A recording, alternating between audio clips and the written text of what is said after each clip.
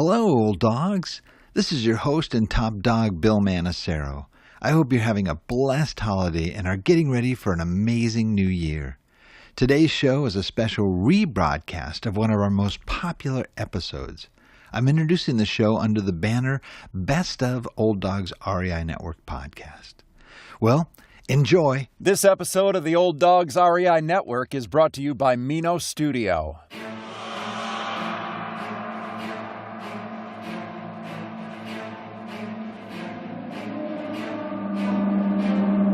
In a world where jobs are how most people make money, one man, one desire, one challenge dares to break the mold. Welcome to the Old Dogs REI Network, where we don't work for money. Money works for us. Coming soon. Viewer discretion advised.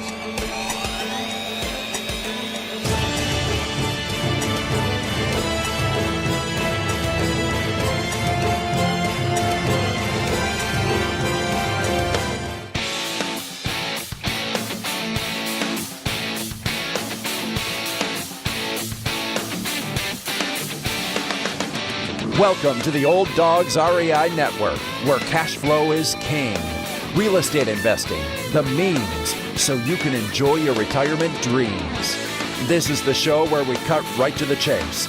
No sales pitch, no long monologues, just simple how-to real estate investing advice, so you can earn the passive income you need to enjoy your retirement today.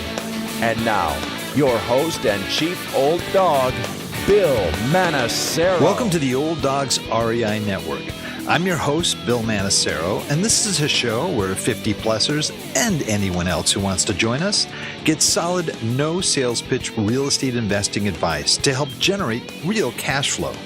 This podcast airs twice weekly on Mondays and Fridays, and if you aren't already a subscriber, go to iTunes, type in Old Dog, spelled D-A-W-G, find our podcast, and subscribe. Well, I'm going to start this actually with a little trivia question for our listeners here. And as you know, on this show, we've interviewed some of the top real estate investors in the country. And if I were to ask you, because I always ask my guests, what are their favorite books, what books influence them, and so forth. If I were to ask what single book has had the biggest influence on those individuals, what book would you say they would say? Okay, if you guys answered Rich Dad, Poor Dad, you're right, because overwhelmingly that's the book that has influenced more of our guests than any other book that has been mentioned. Well, today we have the author of that book, which was a book written over 20 years ago, but is still just as powerful and influential as it is today. Best known as the author of Rich Dad, Poor Dad, the number one personal finance book of all time, Robert Kiyosaki has challenged and changed the way tens of millions of people around the world think about money. He's an entrepreneur, educator, and investor who believes that everyone has the power to make changes in their lives if they're willing to invest in themselves and their education. With perspectives on money and investing that often contradict conventional wisdom, Robert has earned an international reputation for straight talk, irreverence, and courage, and has become a passionate and outspoken advocate for financial education. He is the author of more than 20 books, the most recent of which is Why the Rich Are Getting Richer. Well, Robert, we are really thrilled to have you here. Welcome to the Old Dogs REI Network. Well, welcome. Thank you. Thank you, Bill. I'm one of the older of the old dogs, so thank you for having me on. Next year, I'll probably be too old. No, there's no such thing on our show here. Yeah.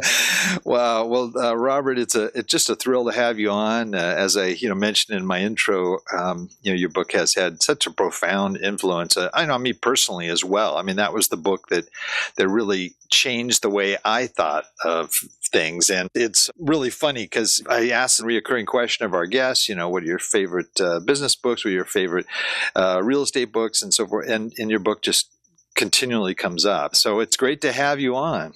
I'm glad to hear that. There's a lot of questions I have, some of them spurred by, reading Rich Dad, Poor Dad or Cash Flow Quadrant. But, I'm going to kind of direct it in the area of Why the Rich Are Getting Richer, which is a great book, by the way. Really, really good book.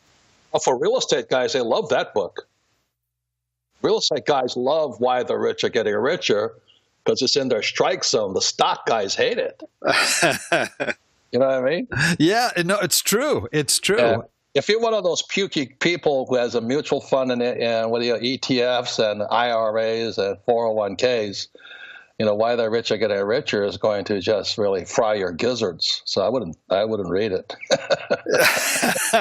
I get trashed by all those stock guys all the time. Oh man! Well, I'll tell you, I got out of the market a while back here. I just fake assets that they are. That's it. I got a piece of paper that actually is worth nothing. And, that's why I love real estate investing. I love to be able to go and see that asset and to walk over there and touch the ground and say, I own this, It's real. It is real estate, not fake estate.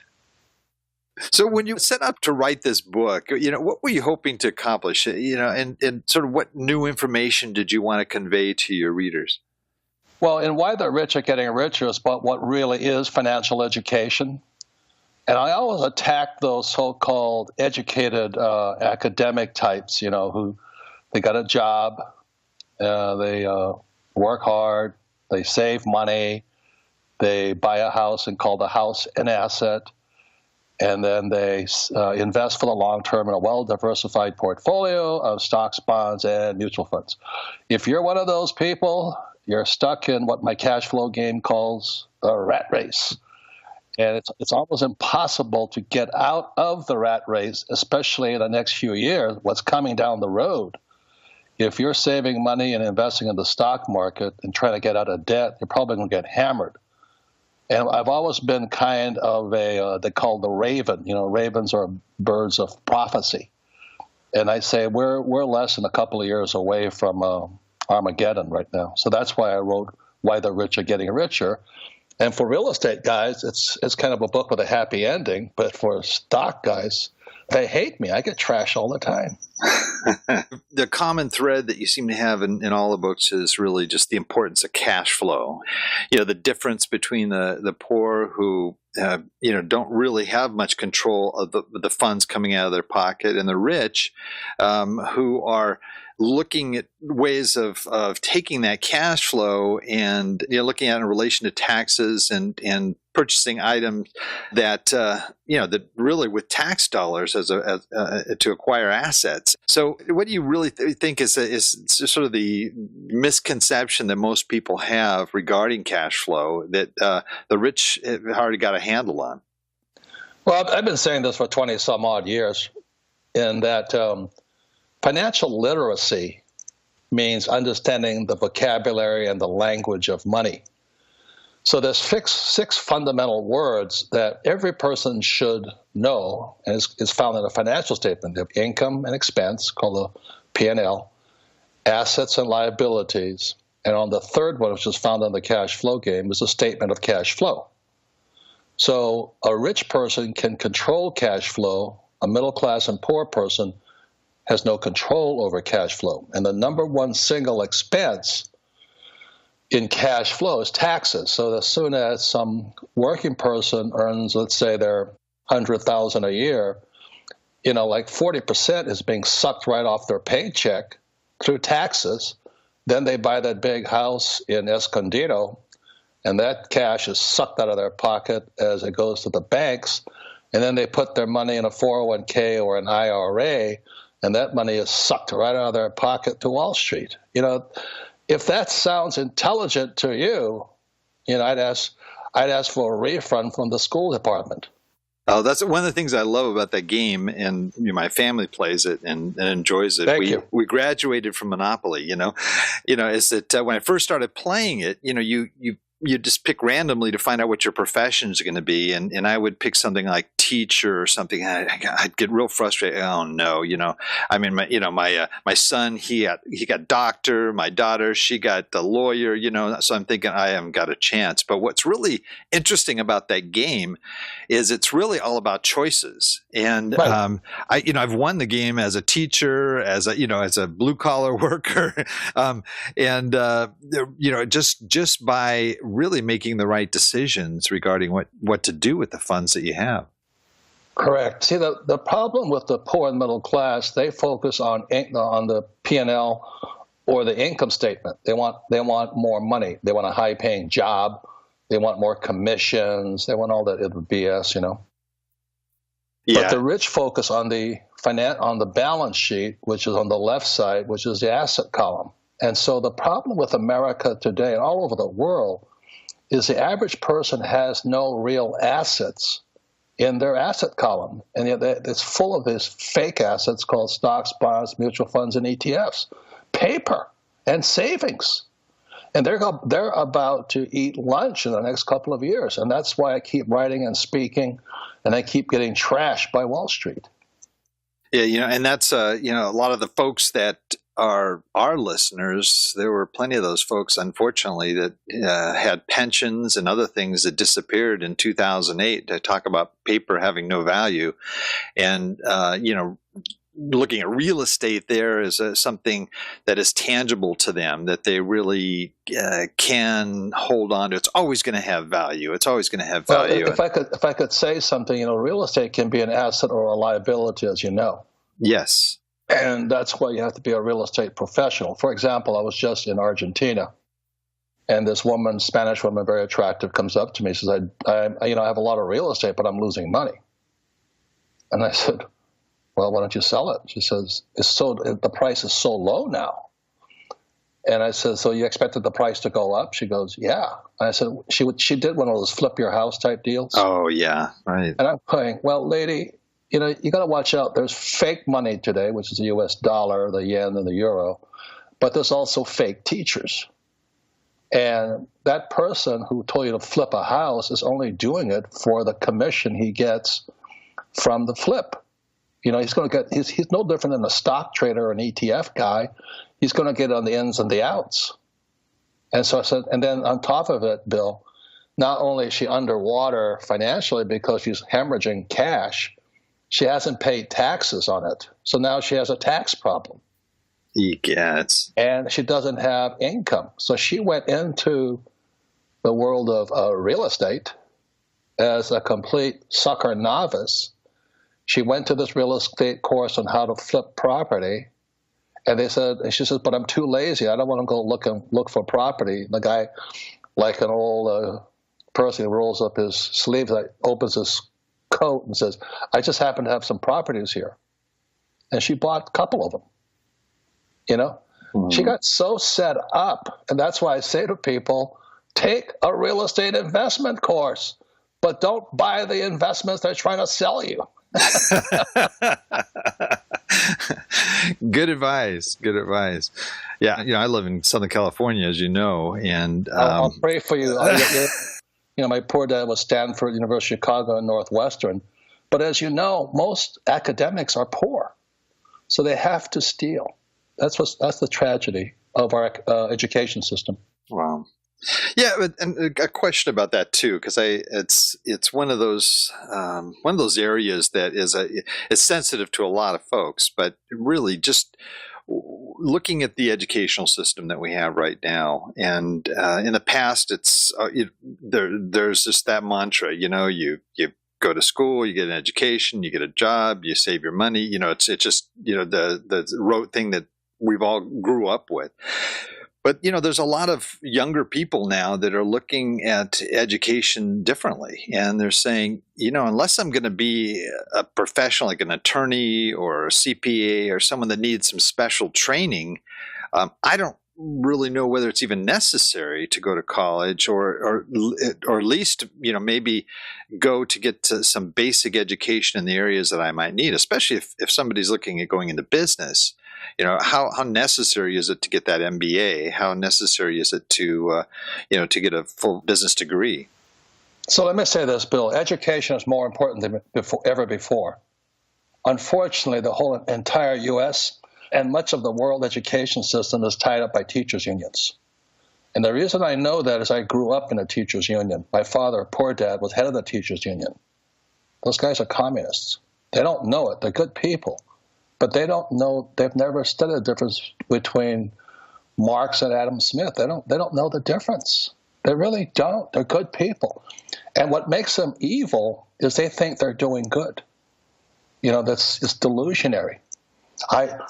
So when I asked teachers, I said, "Do you ever teach kids about the history of money?" They go, "No, money is evil." Okay. And what happens if a kid can't get a job? If they get enough college degrees, they'll get a job. And I said, what about student debt? They said they'll pay it off when they get the debt. I'm going, you guys are delusional. And so education is more important before, but what kind of education? That's why Rich Dad was 20 years ago. This is financial education. Financial education begins with 6 basic words: income, expense, asset, liability, cash flow. An intelligent person can control cash flow. A stupid person cannot control cash flow. So that's why I talked about as soon as you get your check, the first thing that disappears from your check is called taxes. It's gone before you get paid. Every time I say that, I said, doesn't that upset you? Well, I'm paying taxes because I'm a loyal American. I said, no, the rich don't pay taxes. And that's why the rich are getting richer. The latest book is about, it's how we do it. Trump and I don't pay taxes. Legally. But the average person thinks it's patriotic, not knowing that it's not patriotic. And when people say, well, you're not a patriot, I said, look, I have 2 tours in Vietnam, sweetheart. And I said, I just don't like being stupid and being taught by school teachers who have latent Marxist tendencies. And they're good people, but they don't know they're Marxist or fascist. That's what really upsets me about academics. And today, the United States is run by PhDs. Grant from Grant's Interest Rate Observer says, at first, the United States was on the gold standard, the dollar, and then we're on the petrol standard, and today it's the PhD standard. We're run by academics, Bernanke and Yellen. They're academics like my poor dad, and we wonder why the economy is in trouble. They're not capitalists, they're socialists. That's the battle that we're fighting right now, I think, a lot of folks. Yeah. Man, when I ask people, I said, when you look at your paycheck, where did that money for taxes go? Where does your 401k go to? And that's why the rich are getting richer is about, is I control my cash flow. That means I make a lot of money, I use debt, and I don't pay much in tax. That, to me, is financial intelligence. That's not that stupid stuff about go to school, get a job, work hard, save money. And by the way, Whittier just closed his law school because artificial intelligence is coming along. And as you know, attorneys are full of artificial intelligence, so they have to shut the law school because they don't need them. CPAs are not needed anymore because artificial intelligence can replace them too. Doesn't that upset so many people, Bill, when I say that? Because people think when I criticize the education system, I'm criticizing the Pope. And by the way, Bill, is that Rich Dad just produced a little video with Ken McElroy, my real estate partner, and Tom Wheelwright, my CPA, and it's called A Rich Education. It compares student loans and 529s against using real estate to pay for your kids' education. So it's at richdad.com. It's coming out in a few weeks or something. It's eye-opening what a screw job that 529 and student loans are. But when you compare it to real estate, and Ken McElroy puts his 2 boys through school with real estate, the advantages are so far beyond the screw job of student loans and 529Bs, whatever they call them. So it's at richdad.com, and it's a rich education. And it's how to put your kids to school and make them richer, not poor. Yeah, at the end of the book, you mentioned RDTV. Is that what you're referring to? No. that's Rich Dad a always different thing. has this little social, which I don't know anything about, but they always ask me to make some commentary. Ah, okay. And I was at the Communist Republic of, you can tell I'm a Marine, can't you? But I was at the New York Times, and I get into huge fights with the so-called financial editors. So I'm sitting with this financial editor who went to Yale, and I told him how you can use real estate rather than student loan debt to pay for a 529 401k IRA, whatever it is, to pay for your kids' college education. And this guy told me I was full of it. So I said, okay, so that was a few months ago, and I came back home and I published, I just put on the website, A Rich Education. And it compares student loan debt versus real estate debt, because they're both debt. But why real estate debt will make you richer, whereas student loan debt makes you poorer and more stupid. So it's a pretty interesting article, especially for people with college-age kids, and you should start early, like anything else. If your child is like a grandkid is 10 years old, I would watch that video at richdad.com. It's called A Rich Education. It'll be out in a couple of weeks. I don't recommend too much. I just say education is more important than ever before. So if I want to be a medical doctor, as you say, I should go to med school. And the reason I was at Camp Pendleton, California, is because I wanted to be a pilot. The difference is what I learned immediately being a Marine pilot was there were real teachers and fake teachers. And when I was going through flight school at Pensacola, Florida, Camp Pendleton, and then in Vietnam, I realized I would say 80% of all teachers in academia are fake teachers. And what I mean by that is they don't practice what they teach. I remember when I came back from Vietnam, I'm in my MBA program, and my accounting teacher, his eyes, he was so full of it, his eyes were chocolate brown. You know what I mean? I'm going, and I asked the teacher, I said, look, what kind of accounting have you done? He says, I never have. I said, how can you teach accounting if you've never been an accountant? He says, because I'm a teacher. And that's the problem with academics and education. There is no accountability. Like when I was in flight school, and by the time I got to Pendleton, as you know, the great place, I went to a different type of teachers, and these pilots, they're combat pilots, and they had just returned from Vietnam. And they said that everything I learned in flight school from the other teachers was BS. And they started teaching me how to fly so I could survive in Vietnam. And that's when I was like 24, 25 years old.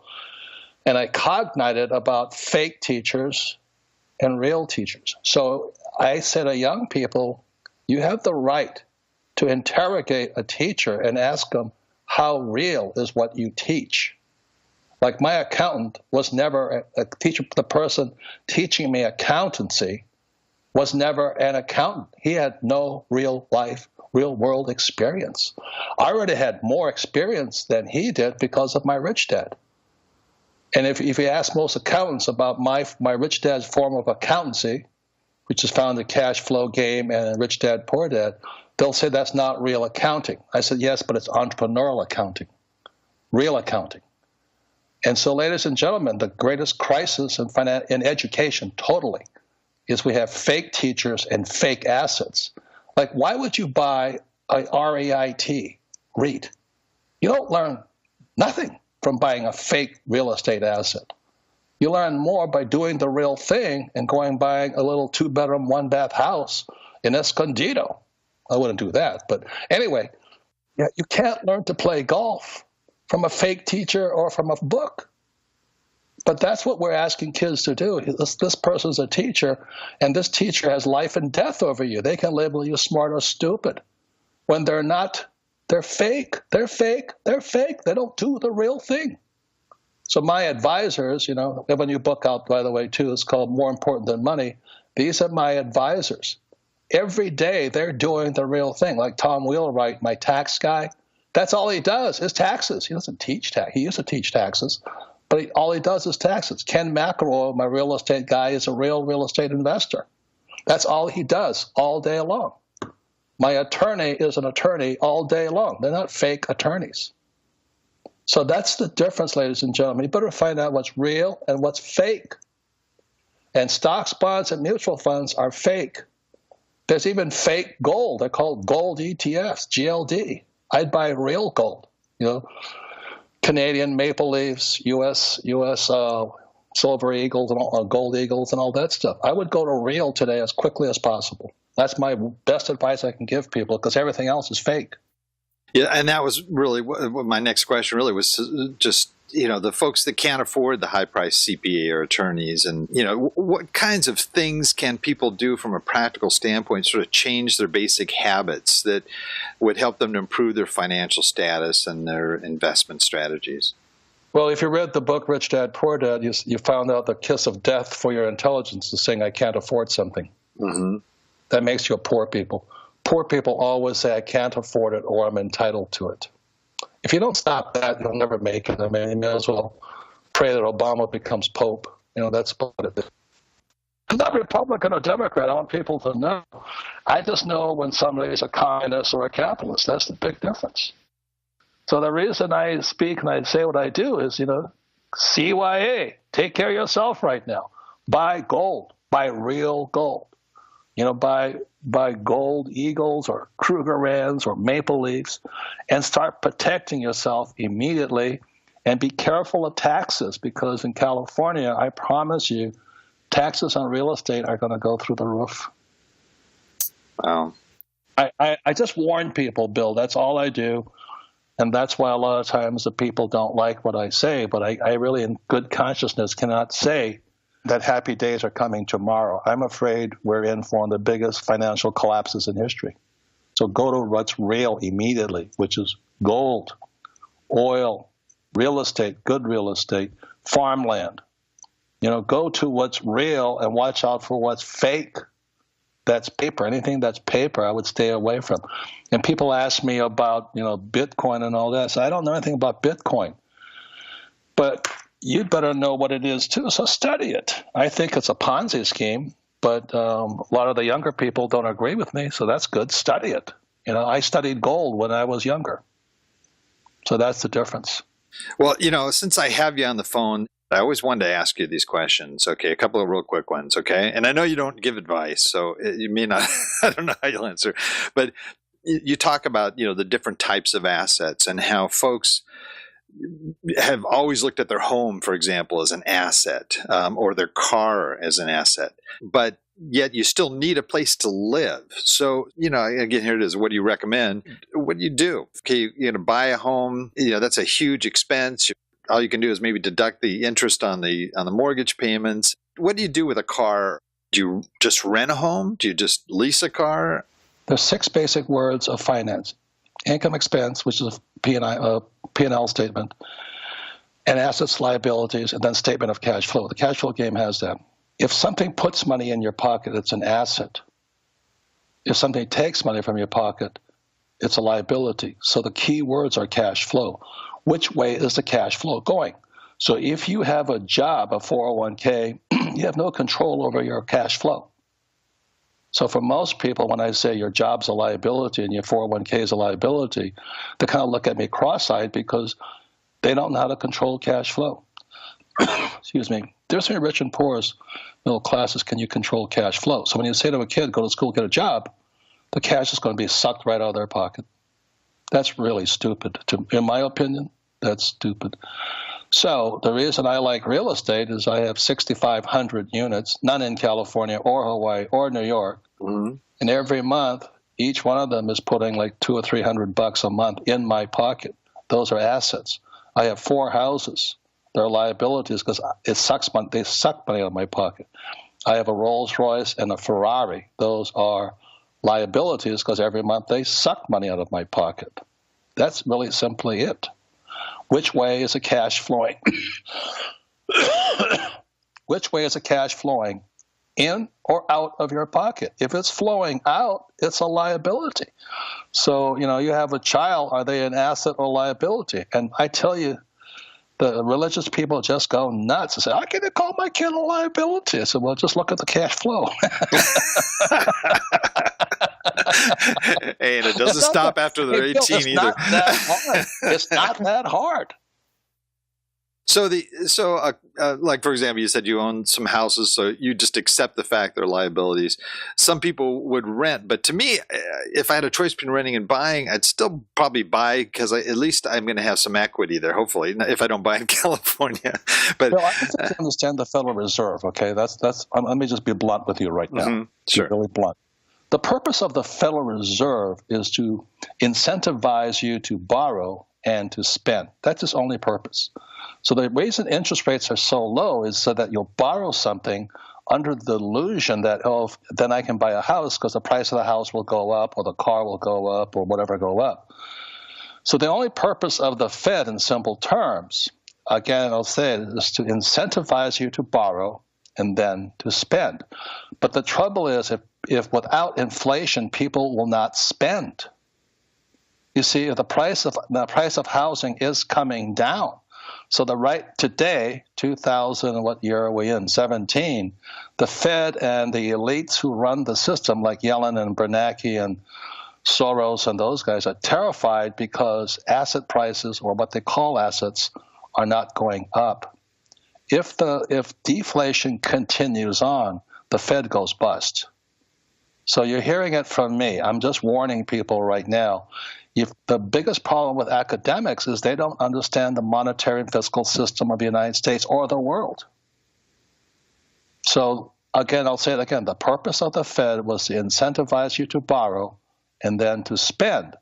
But people spend when they think prices are going up. So prior to 2000, everybody in California was a real estate genius. They thought they were Donald Trump because prices in California kept going up. So they'd borrow and spend. Got it? Yeah. But what happens if the price doesn't? What happens if the price of real estate collapses? Then you have all that debt. So that's what I study, and I'm not a real estate genius and all that. I have a college degree. It's BS. That's what it stands for. But I understand monetary policy. It's all policy. Notice the word policy is very close to the word police. Got it? Yeah. I'll be at the Gold and Silver Conference in New Orleans coming up in a few weeks. So if you really want to find out about gold and silver, it's the New Orleans Gold Conference or Silver Conference in New Orleans. I think it's in October or November, and I'll be there. Oh, great. But look, gold is real money. Mm-hmm. You'd better get real pretty quickly while the price remains at this level under 1,500. And silver. You better get real pretty quickly. Real estate is real as long as you have a tenant in it. My dad was born in Sutter Creek, California, and he passed on all these $20 gold pieces to me, and I'll tell you, I'm holding on to it. I'm not doing anything with that. Well, I'm buying. In 1972, I was in Vietnam and it was after 71 when Nixon took us off the gold standard, and I was flying off a carrier. And a good thing I flew helicopters because I went behind enemy lines to go buy gold from a gold dealer in Vietnam. And I learned a very important lesson behind enemy lines in Vietnam. The price of gold is the same all over the world, even if I'm in enemy country. Mm. It doesn't make a difference about Sutter Creek. It's gold. Gold is real. And it's going to get more real in the next few years. Mm-hmm. And it's the same as real estate because real estate is purchased with debt. Debt is real. The U.S. dollar is debt. And the moment you can understand monetary policies and fiscal policies, you have a chance of survival. Great advice. I know it's upsetting, but that's why, a lot of times I never get invited back. I think it's a reality. We have to look at that. We have to look at the basic economics of the country we live in here. I don't know if you guys know this, but there was a tremendous transfer of gold from the U.S. to China starting in the year 2000. Yeah. The reason for that was to get China to be a dominant factor in the IMF, International Monetary Fund. The reason I know that so well is because China all of a sudden got very rich with gold. The reason they got rich with gold is they confiscated my gold mine in China. I had one of the biggest gold mines in China. Mm. And the Chinese government took it. So I'm not just blowing in the wind like Peter, Paul, and Mary, I'm telling you something. Gold is money, real money. The U.S. dollar is fake money. And the moment you can get that shift in your head, you might smell some coffee and see a different world. Mm-hmm. It's, I think, called the New Orleans Gold Conference. It's an old conference, and it's worth going to listen to these guys who don't trust the U.S. government. If you trust Obama and Hillary and those guys, don't go. It's that simple. But there could be no better conference to go to at this time in U.S. history because the U.S. dollar is based on debt, not gold. That started in 1971.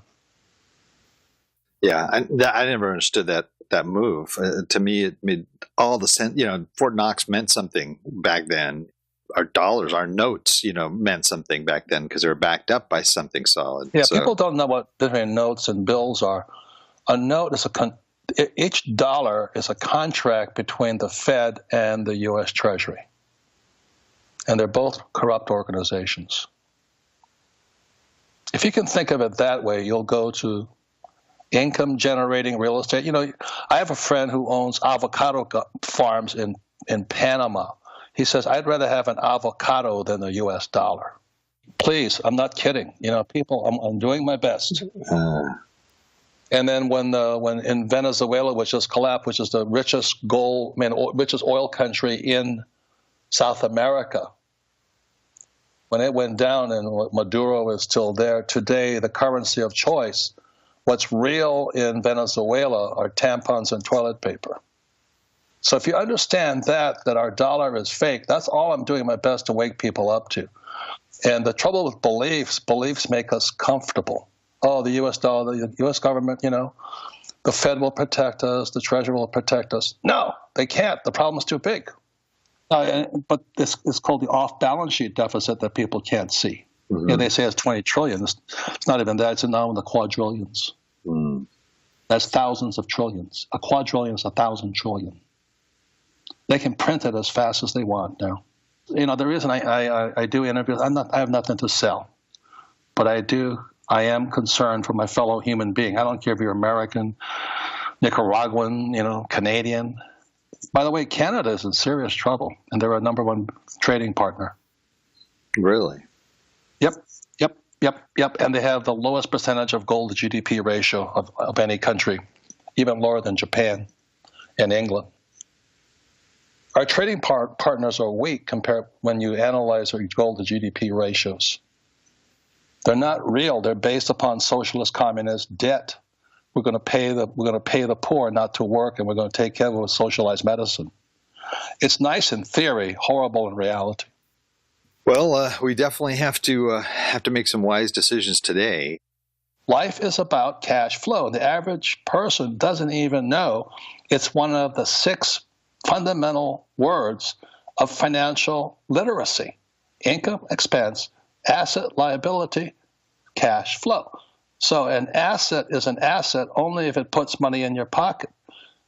And it's a liability if it takes money from your pocket. It doesn't get simpler than that. So ask yourself right now, if you stop working, which way does the cash flow? And for most people, it's going to continue to flow out of their pockets. That's why they go bankrupt. It's not that hard, Bill. It's not that hard. Right. And I've been saying this for a number of years, 20 years now, on the Rich Dad, Poor Dad. And unfortunately, we're out of time. I hate to tell you, we're out of time. This baby's coming down. So go to gold as quickly as possible, or silver. Get your money out of banks. Be very careful right now. That's what I say, and I say it constantly. And that's why I'm not very popular. No, I think you're saying something that is that's based in fact. I'm telling you, I'm fairly accurate. I called the 2008 collapse 6 months before Lehman Brothers went down. You can look at it on my website at CNN. I'm on Wolf Blitzer saying, hey, this baby is coming down. Wolf has never asked me back. I was 6 months ahead of time. I think I'm about 6 months to 2 years ahead of time right now. But you have chance. You have to ask yourself, what's real? What's real money? Is the dollar real or fake? The dollar is debt. That's the fact, Jack. The dollar is debt. It's an IOU from the Fed and the U.S. Treasury, backed by the agreement of the U.S. taxpayer to pay for it. Well, what if the taxpayer says, no, we're not going to do that anymore? What if China says, we don't want to accept your dollar anymore? That's the future. That's not fact, but it might happen. And if you're a real estate investor, look at your state's balance sheets. How much debt is California carrying? In your CalPERS, it's $1 trillion underwater, sweetheart. Crazy. That's why I'm out of the Communist Republic of Hawaii as well as California and New York. It's just numbers. It's just numbers. Look at the numbers, and you can say, well, Kiyosaki's a jerk, but he looks at the numbers. Well, thank you so much, Robert, for just sharing with us. I think there's a lot of good information for everybody listening here. It's not pleasant, Bill. I understand that. Oh, I mean, we're all facing it. It's a part of our life. I don't think we want to stick our head in the sand. I think we really need to hear this. Appreciate your sharing. Well, it hasn't changed in 21 years, so I'm saying the same thing. Yeah. But time has caught up with what I've been saying. Well, Robert, I know you got a cold. You got kind of a rough thing. So thank you, Bill. Your old dog Hal before you go. Oh! All right, that's what I was looking for. Thanks. Thanks, Robert. Have a great day. All right. Bye-bye. Bye-bye. Thank you very much for visiting the Old Dog's REI Network. We would greatly appreciate if you would stop by iTunes and let us know what you think of the show. We would love if you could subscribe to the podcast, give us a 5-star rating, and write a review. The more ratings and reviews we receive, the more visible the podcast will be to others. Thank you.